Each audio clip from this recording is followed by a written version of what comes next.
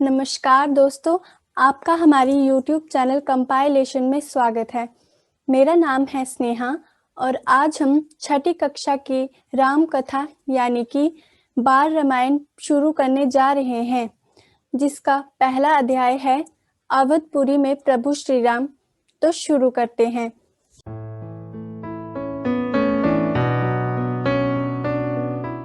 यह कथा है अवध की और बहुत पुरानी है। अवध में सरयू नदी के किनारे एक अति सुंदर नगर था। अयोध्या सही अर्थों में दर्शनीय, देखने लायक, भव्यता जैसे उसका पूरा नाम हो। अयोध्या में केवल राजमहल भव्य नहीं था, इसकी एक एक इमारत आलीशान थी। आम लोगों के घर भव्य थे, सड़कें चौड़ी थी, सुंदर बाग बगीचे, पानी से लबालब भरे सरोवर, खेतों में लहराती हरियाली, हवा में हिलती फसलें सरयू की लहरें के साथ खेलती थी। अयोध्या हर तरह से संपन्न नगरी थी। संपन्नता कोने अंतरे तक बिखरी हुई। सभी सुखी, सब समृद्ध।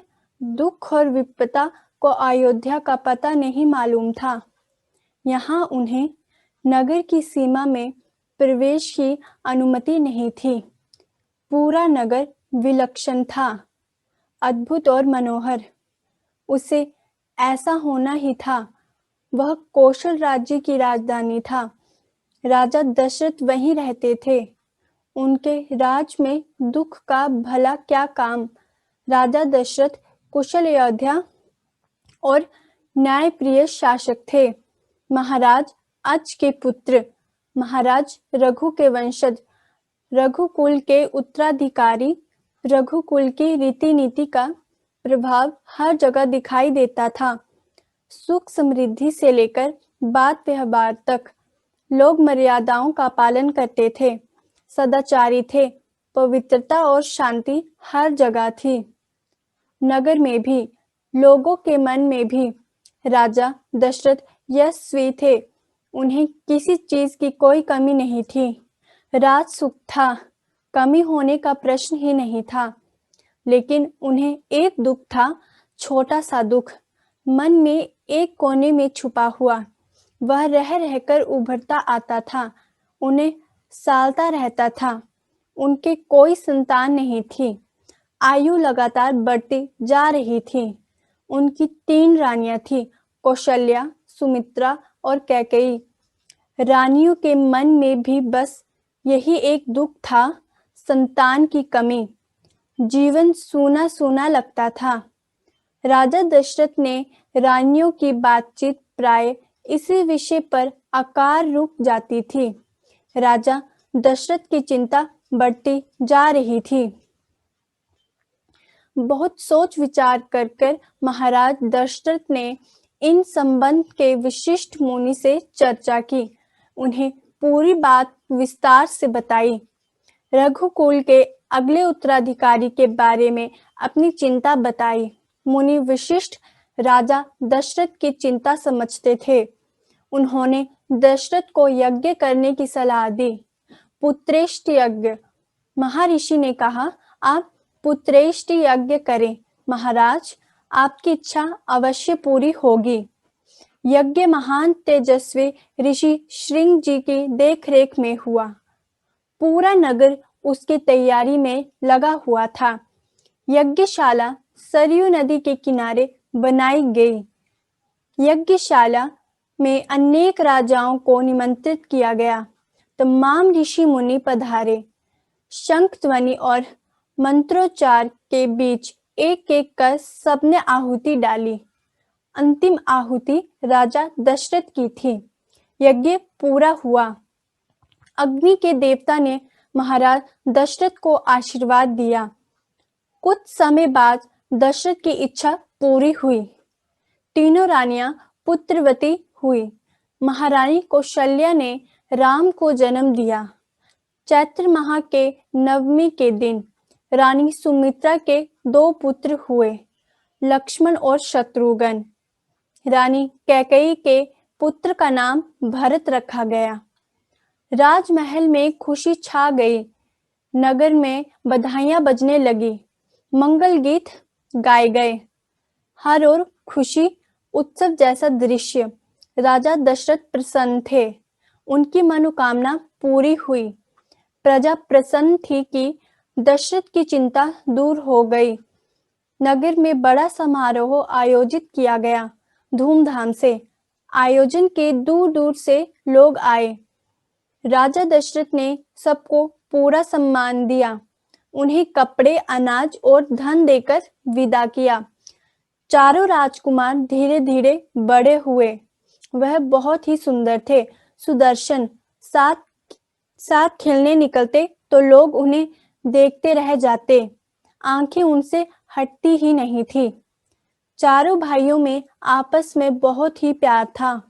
वह अपने बड़े भाई राम की आज्ञा मानते थे। खेल कूद में लक्ष्मण प्राय राम के साथ रहते। भरत और शत्रुघ्न की एक अलग जोड़ी थी और बड़े होने पर राजकुमारों को शिक्षा दीक्षा के लिए भेजा गया। उन्होंने कुशल और अपनी विद्या में दक्ष गुरुजनों से ज्ञान अर्जित किया। शास्त्रों का अध्ययन किया, शस्त्र विद्या सीखी। चारों राजकुमार सुशाग्र बुद्धि थे। जल ही सब विद्याओं में परंपरागत हो गए। राम इसमें सर्वोपरि थे। उनमें कई अन्य गुण भी थे, विवेक, शालीनता और न्यायप्रियता। राजा दशरथ को राम सबसे प्रिय थे, ज्येष्ठ पुत्र होने के कारण और इन मानवीय गुणों के कारण भी। राजकुमार कुछ और बड़े हुए, विवाह योग्य। नगर में इसकी चर्चा होने लगी। महाराज दशरथ भी ऐसा ही चाहते थे, अपनी संतानों के लिए सुयोग्य वधुएं। परिजनों में चर्चा पहले से ही हो रही थी। बाद में पुरोहितों को भी इसमें शामिल कर लिया गया। अयोध्या का राजमहल एक दिन ऐसी ही चर्चा चल रही थी, गहन मंत्रणा। तभी एक द्वारपाल घबराया हुआ अंदर आया। उसने सूचना दी कि महर्षि विश्वामित्र पधारे हैं। महाराज दशरथ तत्काल अपना आसन छोड़ खड़े हो गए, द्वार की ओर बढ़े। महर्षि की अगवानी करने उन्हें लेकर दरबार में आए। विश्वामित्र को ऊंचा आसन दिया गया। विश्वामित्र कभी स्वयं राजा थे, बहुत बड़े और बलशाली। बाद में अपना राजपाट छोड़ दिया, संन्यास ग्रहण कर लिया, जंगल चले गए। वहीं उन्होंने अपना आश्रम बनाया। उसे उन्होंने सिद्धाश्रम नाम दिया। महर्षि के स्वागत सत्कार के बाद दशरथ ने कहा, महर्षि आज्ञा दे, मैं आपकी क्या सेवा कर सकता हूँ? आप अपने मन की बात कहिए, आपकी आज्ञा का पूरी तरह पालन होगा। राजन, मैं जो मांगने जा रहा हूँ उसे देना आपके लिए कठिन होगा। आप आज्ञा दीजिए महर्षि, मैं उसे पूरा करने के लिए तत्पर हूँ। बिल्कुल ही नहीं हिचकिचाऊंगा। मैं सिद्धि के लिए एक यज्ञ कर रहा हूँ। अनुष्ठान लगभग पूरा हो गया है, लेकिन 2 राक्षस उसमें बाधा डाल रहे हैं। मैं जानता हूँ कि उन राक्षसों को केवल एक ही व्यक्ति मार सकता है, वह राम है। आप अपने ज्येष्ठ पुत्र को मुझे दे दें ताकि मैं यह यज्ञ पूरा करूं। विश्वामित्र ने कहा। दशरथ पर जैसे बिजली गिर पड़ी। वह अचकचा गए। उन्हें उम्मीद ही नहीं थी कि मुनिवर उनसे राम को मांग लेंगे। उन्हें ज्येष्ठ पुत्र, उनके सबसे प्रिय दशरथ चिंता में पड़ गए। विश्वामित्र दशरथ की दुविधा समझ रहे थे। उन्होंने कहा, मैं राम को केवल कुछ दिनों के लिए मांग रहा हूँ। यज्ञ 10 दिन में संपन्न हो जाएगा।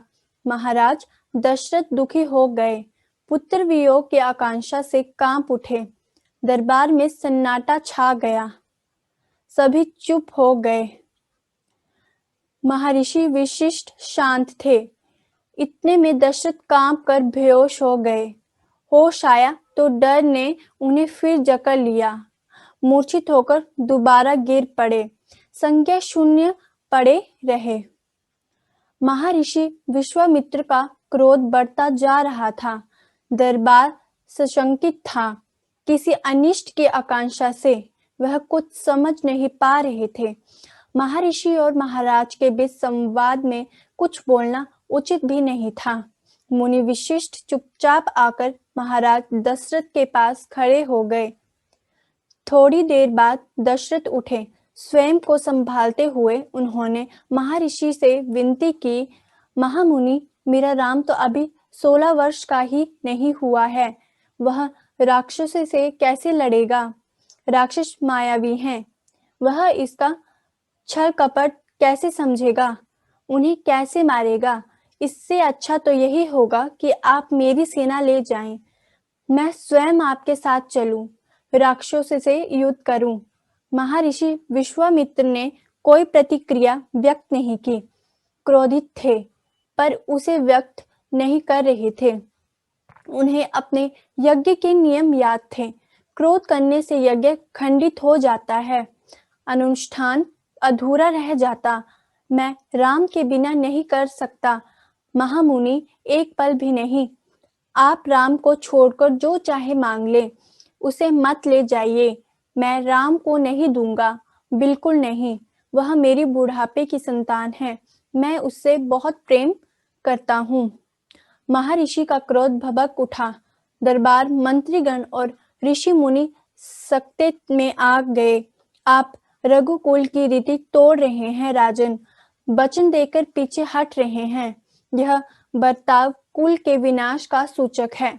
आप जानते हैं कि मैं स्वयं दुष्ट राक्षसों का संहार कर सकता था, लेकिन मैंने संन्यास ले लिया है। अगर आप राम को नहीं देंगे तो मैं यहाँ से खाली हाथ लौट जाऊंगा। बात बिगड़ती देखकर मुनि विशिष्ट आगे आए। महाराज दशरथ को समझाया।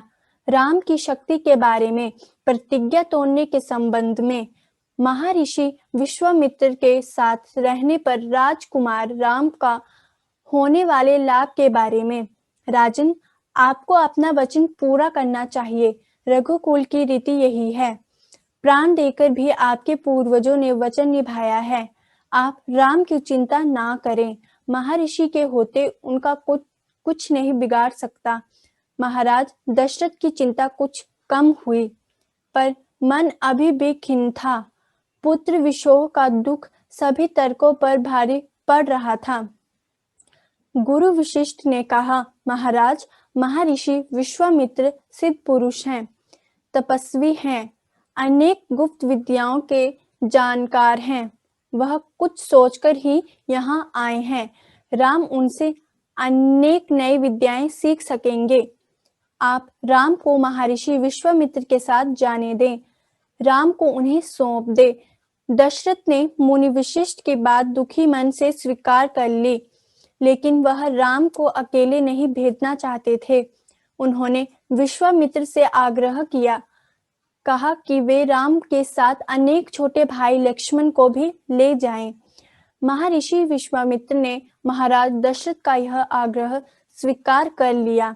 राम और लक्ष्मण को तत्काल दरबार में बुलाया गया। महाराज दशरथ ने उन्हें अपने निर्णय की सूचना दी। दोनों भाइयों ने उसे सहर्ष स्वीकार कर लिया, सिर झुकाकर आदर सहित। इसकी सूचना माता कौशल्या को दी गई।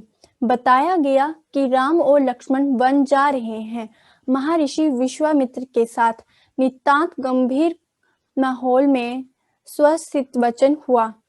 संग ध्वनि हुई, नगाड़े बजे। महाराज दशरथ ने भावुक होकर दोनों पुत्रों का मस्तक चूमकर उन्हें महर्षि को सौंप दिया।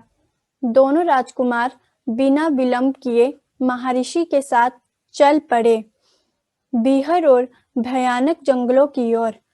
विश्वामित्र आगे आगे चल रहे थे, राम उनके पीछे थे। लक्ष्मण राम से 2 कदम पीछे, अपने धनुष संभाले हुए, पीठ पर तुन्नीर बांधे, कमर में तलवार लटकाए।